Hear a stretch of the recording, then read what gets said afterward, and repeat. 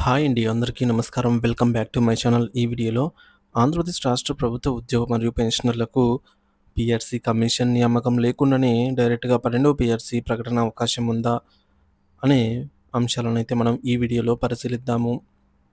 మరి వీడియోనైతే ఎక్కడ గాని స్కిప్ చేయకుండా చివరిదాకా చూడండి ఫ్రెండ్స్. అప్పుడే ఇన్ఫర్మేషన్ అనేది పూర్తిగా అర్థమవుతుంది.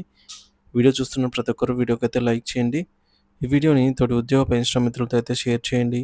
కొత్తగా మన ఛానల్ చూస్తున్నారు. ఇంకా ఎవరైనా సబ్స్క్రైబ్ చేసుకున్నట్లయితే వెంటనే మన ఛానల్‌ని అయితే సబ్స్క్రైబ్ చేసుకోండి. దీని ద్వారా నేను చేసే లేటెస్ట్ వీడియోస్ అన్నీ మీ వరకు రీచ్ అవుతాయి. ఇంకా ఆలస్యం చేయకుండా వివరాల్లోకి వెళ్ళిపోదాము. ఫ్రెండ్స్, మనందరికీ తెలిసిందే పీఆర్సీ అంటే పే రివిజ్డ్ కమిషన్.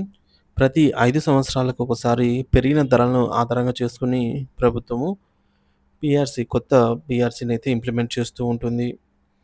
సో, ఈ విధంగా మనకు 12వ పీఆర్సీ అనేది జూలై 2023 నుంచే అమలు కావాల్సి ఉండగా ఇంతవరకు దీని గురించి ఎటువంటి ప్రస్తావన అయితే లేదు.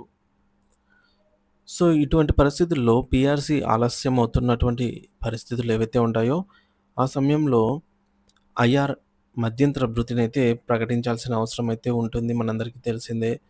సో, ఈ పీఆర్సీ నష్టాన్ని భర్తీ చేస్తూ కొంత శాతం అంటే ఉద్యోగ పెన్షన్లు కోరుతున్నటువంటి 30% ప్రభుత్వం చెప్తున్నటువంటి 8% లేదా 29% ఏదైనా సరే. సో, ఈ నష్టాన్ని భర్తీ చేస్తూ మనకు ఉద్యోగ పెన్షనర్స్‌కైతే ఈ యొక్క ఐఆర్‌ని ప్రకటించాల్సి ఉంటుంది. సో, ఐఆర్‌ని ప్రకటించినట్టయితే ఉద్యోగ పెన్షనర్స్ యొక్క పే స్లిప్‌లో ఈ డిఆర్‌ల కింద ఐఆర్ కూడా యాడ్ అవుతుంది. అంతేకాదండి. ఏ ఆర్థిక సమస్య అయినా, ఆర్థికేతర సమస్య అయినా, ఏయైనా కొత్త రూల్స్ ఇంప్లిమెంట్ చేయాలన్నా, లేదంటే ఆహ్, ఏవి ఆర్థికేతర సంబంధించి ఏవి ఇంప్లిమెంట్ చేయాలన్నా సరే, అది ఒక పీఆర్సీ వల్లనే సాధ్యమవుతుంది.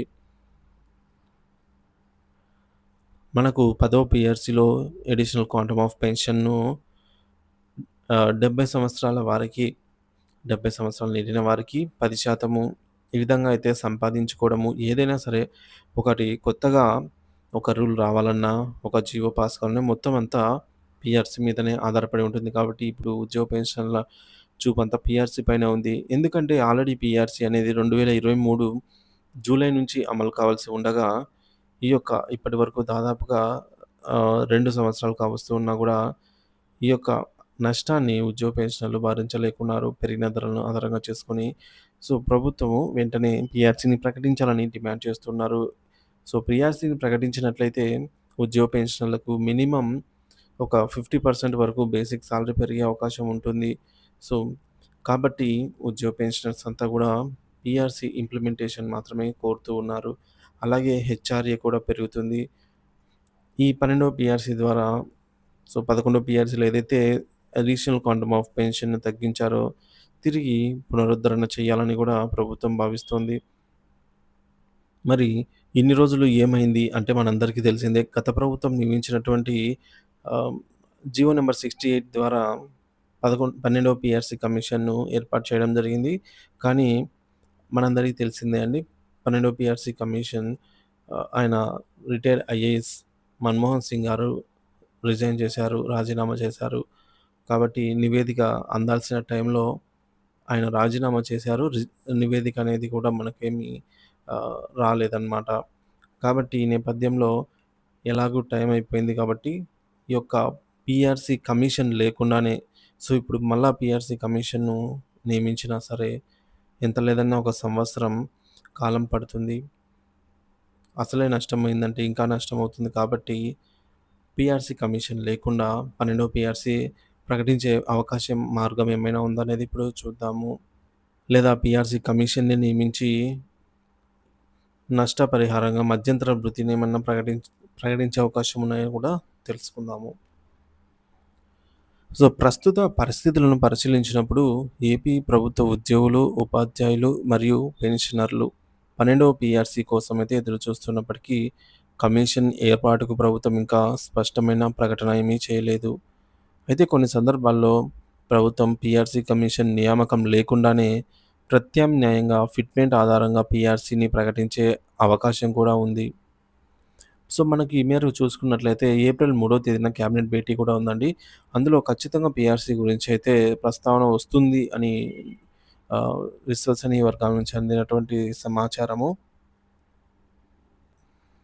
మరి చూడాలండి. ఇక పీఆర్సీ లేకుండానే పీఆర్సీ ప్రకటన ఎలా అంటే ఫిట్‌మెంట్ ద్వారా నిర్ణయం ఒకటోది.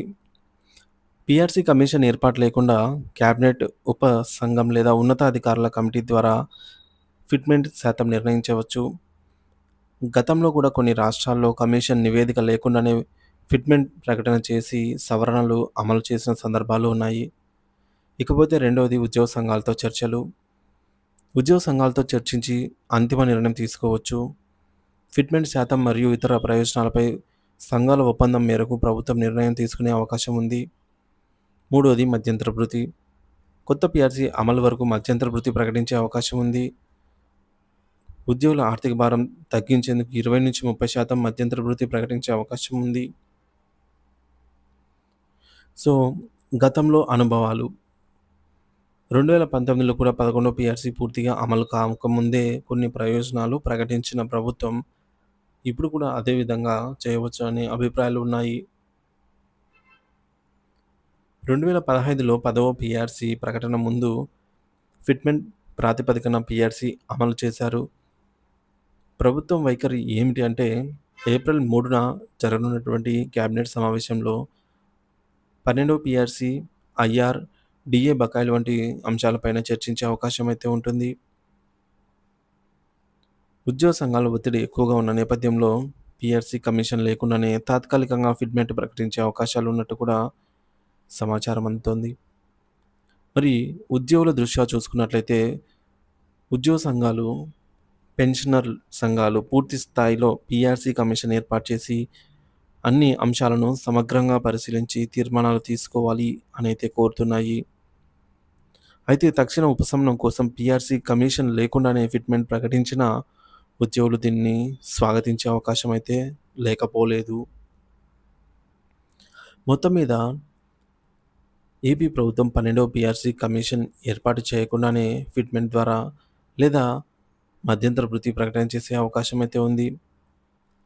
ఏప్రిల్ 3న జరగబోయే కేబినెట్ సమావేశం తర్వాత దీనిపై మరింత స్పష్టత వచ్చే అవకాశం కూడా ఉంది. మరి ఉద్యోగులు, ఉపాధ్యాయులు పెన్షన్లు పూర్తిస్థాయి పీఆర్సీ కోసం మళ్ళీ ఆందోళన చేయవచ్చు అనే సూచనలు కూడా ఉన్నాయి. సో, ఈ మేరకు ప్రభుత్వము ఏం నిర్ణయం తీసుకుంటుంది అనైతే ఉద్యోగ వర్గాల్లో ఉత్కంఠత నెలకొంది. సో, మరి మనకు ఈ కేబినెట్ సమావేశం తర్వాతే స్పష్టత వచ్చే అవకాశం ఉన్న నేపథ్యంలో దీనిపై ఎటువంటి అప్డేట్ వచ్చినా సరే మన ఛానల్‌లో అందరికంటే ముందుగా పబ్లిష్ చేస్తాను. సో, మన ఛానల్ సబ్స్క్రైబ్ చేసుకోకుంటే వెంటనే మన ఛానల్‌ని ఇంకా సబ్స్క్రైబ్ చేసుకోండి. Thank you for watching this video. దీనిపై మీ అభిప్రాయాన్ని కామెంట్ ద్వారా తెలియజేయండి ఫ్రెండ్స్.